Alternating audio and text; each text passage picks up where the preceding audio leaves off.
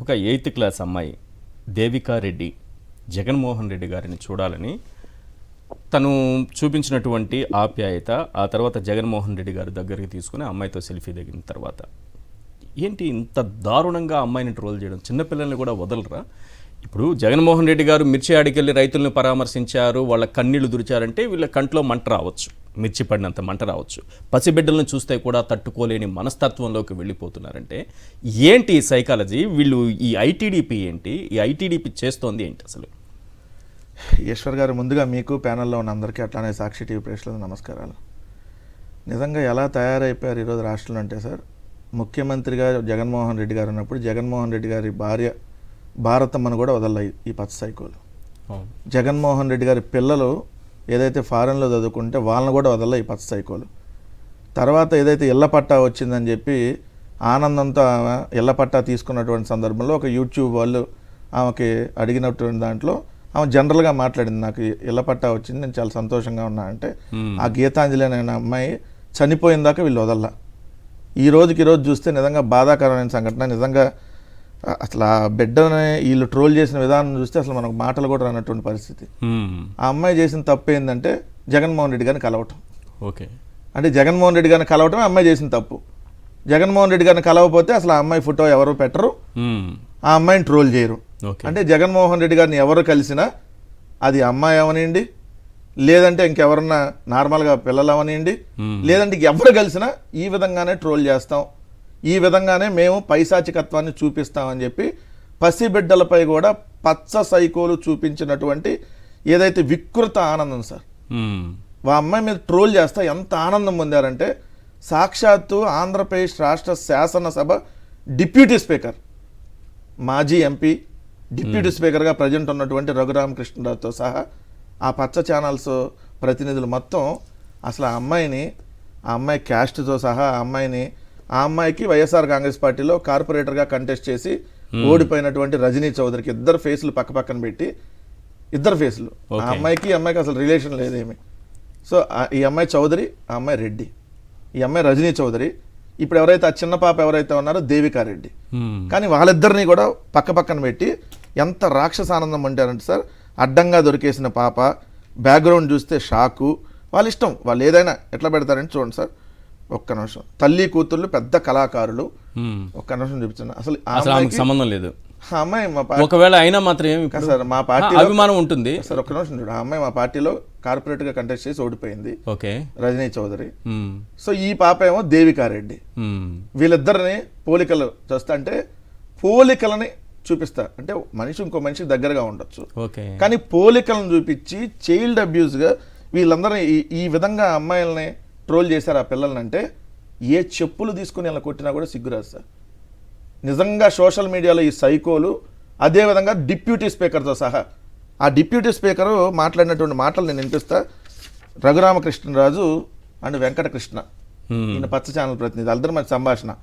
ఎవరో ఒక చిన్న బాలనటి, ఈ అమ్మాయిని ఉద్దేశించి బాలనటి, పువ్వు పుట్టగానే పరిమళించినట్లు ఆ అమ్మాయి ఈరోజు వచ్చింది.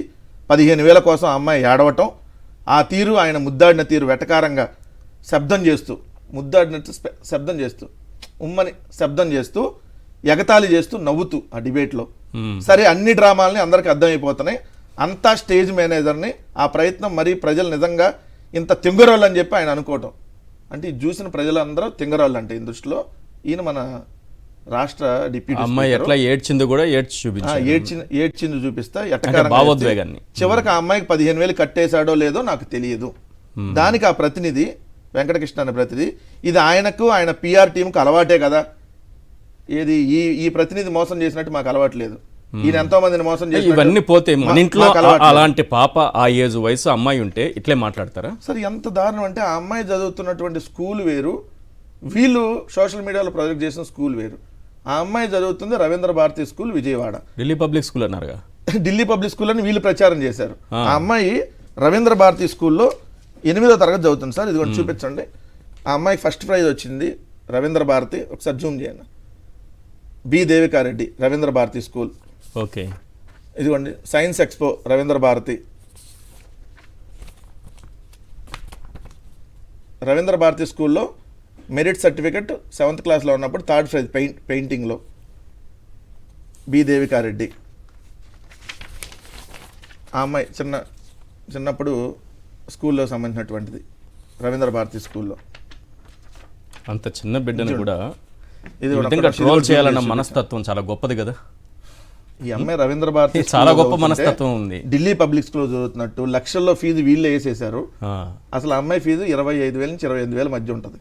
ఇదన్నీ కలిపినా కూడా ట్రాన్స్పోర్ట్ కూడా లేదు సార్. వాళ్ళ నాన్న తీసుకొని బండి మీద వదిలేస్తాడు, మళ్ళీ సాయంత్రం బండి మీద తీసుకొని వస్తాడు. ఆయన చిన్న షాపులో పనిచేస్తూ ఉంటాడు. ఆమె తల్లి ఒక కాలేజీలో వర్క్ చేస్తూ ఉంది. ఒక్కసారి వాళ్ళ నాన్న ఏం మాట్లాడారో, వాళ్ళ ఆర్థిక పరిస్థితి ఏంటో కూడా తెలుసుకునే ప్రయత్నం చేద్దాం. ఆ అమ్మాయి దేవికారెడ్డి తండ్రి మాట్లాడినటువంటి మాటలు ఒక్కసారి ప్లే చేయండి ప్లీజ్. జగన్మోహన్ రెడ్డి సార్ని కలవడానికని అభిమానంతో పాప వెళ్ళింది తప్ప మేము ఏదో సాధారణ కుటుంబం అండి, ఏదో నేను చిన్న ఉద్యోగం చేసుకొని బతుకుతాం, అంతేగాని పాపని ఏదో ఢిల్లీ పబ్లిక్ స్కూల్లో వేసి మేము లక్షల ఫీజులు కట్టి చేసేవాళ్ళం ఏం కాదండి. మేము జనరల్గా ఏంటంటే పిల్లని ఏదో మేము పాపని రవీంద్ర భారతి స్కూల్లో నేను చదివిస్తున్నానండి పాపని దేవికారెడ్డిని. మా ఆర్థిక స్తోమత బాగోక పిల్ల ఇంట్లో 10 రోజుల నుంచి పిల్ల ఇంట్లో ఉంటుంది. ఆయన మీద అభిమానంతో, ఆయన చూడాలనే అభిమానంతో అవకాశం వచ్చింది కాబట్టి, ఆయన మాకు దగ్గరగా వచ్చాడు కాబట్టి కొంచెం డిస్టెన్స్లో కొంచెం ఆయన చూడాలని అనిపించింది కాబట్టి ఆయన దగ్గరికి వెళ్ళిందండి చూస్తానికి. చూసి ఏదో ఫోటో దిగింది. దీన్ని ఒక ఇష్యూ లాగా తీసేసి మామూలుగా ట్రోలింగ్ చేసి సోషల్ మీడియాలో అసభ్యంగా ఈ రకంగా అనేది పెడుతున్నారండి. ఆ రకంగా అనేది దయచేసి పాప మీద మాత్రం ఎట్టి పరిస్థితుల్లో పెట్టమాకండి దయచేసి. ఇంతమంది నేను చెప్పేది ఏం లేదండి, మేము ఏదో సాధారణ కుటుంబం. మామూలు నేను చేసే సంస్థలో కూడా, నేను చేసే ఉద్యోగానికేను సంస్థ కూడా ఎటువంటి సంబంధం లేదండి. సోషల్ మీడియాలో నేను రాత్రి నేను చూశాను, ఏదో మాకు ఏదో కొన్ని కోట్ల ఆస్తులు ఉన్నాయి, బంకులు ఉన్నాయి, అది ఉన్నాయి ఇది ఉన్నాయి అని చెప్పి సోషల్ మీడియాలో మీరు ట్రోలింగ్ చేస్తున్నారు. ఆ ట్రోలింగ్ అంతా వచ్చేదంతా అబద్ధం అండి, అదంతా నిజం కాదు. మేము ఉండేది కూడా రెంటేనండి. మేము ఉండేది కూడా ఇప్పుడు ప్రెజెంట్ ఏంటంటే ఉండేది కూడా రెంటే. ఆ రెంట్ ఇంటి అద్దె కూడా మేము కట్టేది 7,000 కడుతున్నాం. ఆ 7,000 కడతానికి కూడా ఇబ్బంది పడి మేము ఉద్యోగం ఏదో చేసుకొని బతుకుతున్నాము. ఏదో పాప ఏంటంటే ఆయన దగ్గర అభిమానంగా వెళ్ళింది, చిన్నప్పటి నుంచి ఆయన అంటే కొంచెం అభిమానం ఎక్కువ కాబట్టి వెళ్ళింది. దయచేసి మీరు అర్థం చేసుకోండి. పాప మీద ఎటువంటి ట్రోలింగ్ మాత్రం మీరు వాట్సాప్లో కానీ వీటిలో. ఇది పరిస్థితి. నాకు తెలిసి బాలల హక్కుల సంఘాలు ఏం చేస్తున్నాయి, వీళ్ళు కూడా కేసు పెట్టాలి, ఇమీడియట్గా చైల్డ్ అబ్యూస్ కింద కేసు పెట్టాలి. దీని వెనక ఎంత ట్రోలింగ్ చేసిన వాళ్ళు ఎంత పెద్దోళ్ళు అయినా సరే, వాళ్ళు ఏ పొజిషన్లో ఉన్నా సరే పెట్టాల్సిందే. ఇప్పుడు ఎవరైతే ఇప్పుడు వాళ్ళు మాట్లాడినటువంటి తండ్రి గారికి నేను చెప్తా ఉన్నా, మీరు చైల్డ్ అబ్యూస్ కేసులు పెట్టండి, మీకు సపోర్ట్గా మేము ఉంటాం. ఈ గవర్నమెంట్లో దానికి సంబంధించి న్యాయం చేయకపోతే మళ్ళీ మేము అధికారంలోకి వచ్చిన తర్వాత ఎవడైతే ఈ సోషల్ మీడియాలో మొత్తం అన్ని ప్రింట్అవుట్లు తీసుకొని అన్ని విత్ రికార్డు పెడదాం, పెట్టి ఒక్కొక్కడిని తోలు తీసే కార్యక్రమం ఖచ్చితంగా కేసు పెట్టండి. ఇలా చింపి అక్కడ పడేస్తారు. మాకు అమ్మ ఒడి ఎక్కడ, నీ తల్లికి వందనం ఎక్కడ అడిగితే మాత్రం లోపలేస్తారు సార్, ఈశ్వర్ గారు. చింపేస్తారు. వాళ్ళకు ఇప్పుడు న్యాయం చేయకపోయినా 4 ఏళ్ల తర్వాత ఖచ్చితంగా వాళ్ళని ఎవరిని కూడా వదిలే ప్రసక్తి లేదు. ఎవరైతే ఈ దేవికారెడ్డి అనేటటువంటి చిన్న పాపని ట్రోల్ చేసినటువంటి ఎదవలు ఏ స్థాయిలో ఉన్నా, వాళ్ళు ఎమ్మెల్యే స్థాయిలో ఉన్నా ఇంకో ఏ స్థాయిలో ఉన్నా, ఎవరిని కూడా వదలని చెప్తున్నాం, ఈ వేదిక సాక్షిగా చెప్తున్నాం. 4 ఏళ్ల తర్వాత ప్రతి ఒక్కళ్ళ మీద ఈ అమ్మాయిని ఎవరైతే ట్రోల్ చేశారో, ఎందుకంటే మీరు అధికారంలో ఉన్నప్పుడు కేసులు తీసుకోరు, ఎందుకంటే గుర్తు తెలియని వ్యక్తులు అయ్యి అని చెప్పి మీరు రకరకాల కేసులన్నీ మనం చూసాం. సో మీరు తీసుకోకపోయినా, దాని మీద మీరు ఏం చెప్పినా మేము ఖచ్చితంగా దీని మీద యాక్షన్ తీసుకునేటటువంటి కార్యక్రమం చేస్తాం. ఐటీడీపీ అనేది అది స్వతంత్రంగా పనిచేస్తుందా, బాబు లోకేష్ కనుసరణలో పనిచేస్తుందా? Google pay, phone pay, Google pay, phone pay ఎక్కడి నుంచి వస్తుంది ఏంటి? గూగుల్ పే చాలా మంది జీవితాలని రోడ్లు పడేసింది. ఈరోజు వంశీ గారి జీవితాన్ని కూడా చాలా, ఆయన మీద జరిగినటువంటి ట్రోలింగ్ అయితే, ఆ కుటుంబం మీద జరిగిన ట్రోలింగ్ అయితే మరీ దారుణం. అసలు ఆయన తెలుగుదేశం పార్టీ నుంచి బయటకు రావడానికి సొంత పార్టీ నాయకుల మీద, వాళ్ళ భార్య మీద సార్, ఇప్పుడు ఎవరైతే వంశీ గారి భార్య మీద అబ్యూజింగ్ పోస్టులు పెట్టారు వీళ్ళు, ఫస్ట్ వాళ్ళ భార్య మీద పోస్ట్ పెట్టిన తర్వాత లోకేష్ పెట్టిస్తున్నాడని ఐటీడీపీకి సంబంధించినటువంటి అకౌంట్, ఎందుకంటే ఆయన తెలుగుదేశంలో ఉన్నాడు కాబట్టి ఎవరి అకౌంట్లు ఏంటి ఆయనకు అంతా క్లియర్గా తెలుసు కాబట్టి వాళ్ళ నుంచి పెట్టిస్తున్నారని లోకేష్ని అడిగాడు. ఏంటి ఇది మన పార్టీ నుంచి ఇట్లా పెట్టిస్తున్నారని అన్నాక లోకేష్ కూడా దాని మీద ఏమి తీసుకోకుండా ఆయనే పెట్టిస్తున్నారని తెలిసిన తర్వాత ఆయన బయటకు వచ్చింది.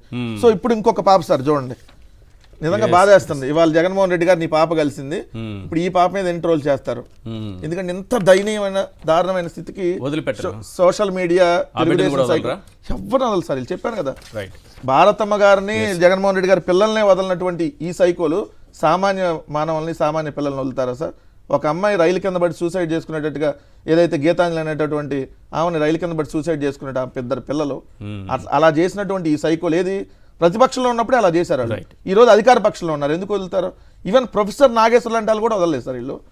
ప్రొఫెసర్ నాగేశ్వర లాంటి వాళ్ళని కూడా ఆయన 8 ఏళ్ళు ఎమ్మెల్సీగా పనిచేశాడు, శాసనమండలి సభ్యులుగా. ఆయన కూడా వదల, ఆయన కూడా ఆయన మీద కూడా ఈ పైశాచికత్వం చూపించారు. అట్లానే జర్నలిస్ట్ అయ్యి ఇంకా అనేక మంది మీద వీళ్ళు అదే పైశాచికత్వం. అంటే జర్నలిస్టులను వదలరు, పార్టీ వాళ్ళని వదలరు, పిల్లల్ని వదలరు, ఎవరిని వదలరు. ఎందుకంటే వాళ్ళకు అనుకూలంగా లేకుండా ఎవరైనా అవతల వాళ్ళకి అంటే జగన్మోహన్ రెడ్డి గారికి సపోర్ట్గా మాట్లాడితే ఆ అమ్మాయి నిజంగా 7,000 రూపాయలు నాకంటే పెద్ద బాధితుడు ఈ రాష్ట్రంలో ఎవరైనా ఉన్నారా? మీదైతే నాకంటే పెద్ద బాధితుడు ఎవరైనా ఉన్నాడా సార్? ఒక 2 గంటలు అయితే మళ్ళీ మీ వీడియో వచ్చేస్తుంది ఆల్రెడీ. ఏది ఈశ్వర్ని బయట కొట్టేశారు, సాక్షి బయట అని మీ వీడియోలో వచ్చేస్తాయి. నేను ఒకటైతే స్పష్టంగా చెప్తున్నాను సార్, ఆ అమ్మాయికి ఫీజు 27,000 నుంచి 25,000 నుంచి 28,000 మధ్యలో 4 సంవత్సరాలు ఆ అమ్మాయికి జగన్మోహన్ రెడ్డి గారి ప్రభుత్వంలో అమ్మఒడి వచ్చింది. Note this point. అమ్మఒడి 4 సంవత్సరాల పాటు వచ్చింది. వాళ్ళు ఇప్పుడు పనిచేస్తుంది, వాళ్ళ నాన్న వంటున్నటువంటి ఇల్లు 7,000 రూపాయలు అద్దెతో ఉంటున్నారు. సో ఇప్పుడు వాళ్ళు ట్రాన్స్పోర్ట్ కూడా పెట్టుకోలేక బండి మీద తీసుకొని వెళ్ళి వదిలేసి వస్తాడు. ఆ అమ్మాయి చదువుతున్నాడు స్కూల్ విత్ ఆధారాలతో చెప్పేప్పుడు ఏ చెప్పు తీసుకొని ఈ సోషల్ మీడియా సైకోల్ని కొట్టాలి, తప్పుడు ప్రచారం చేసి ఢిల్లీ పబ్లిక్ స్కూల్ అని వీళ్ళందరికీ వీళ్ళే ఫీ స్ట్రక్చర్ డిసైడ్ చేసేసి ప్రింట్అవుట్ తీసేసి వాళ్ళు ఉద్దేశపూర్వకంగా అన్ని తెలిసే చేస్తారు కదా, తెలియకుండా చేస్తారు, అన్ని తెలిసే చేస్తారు.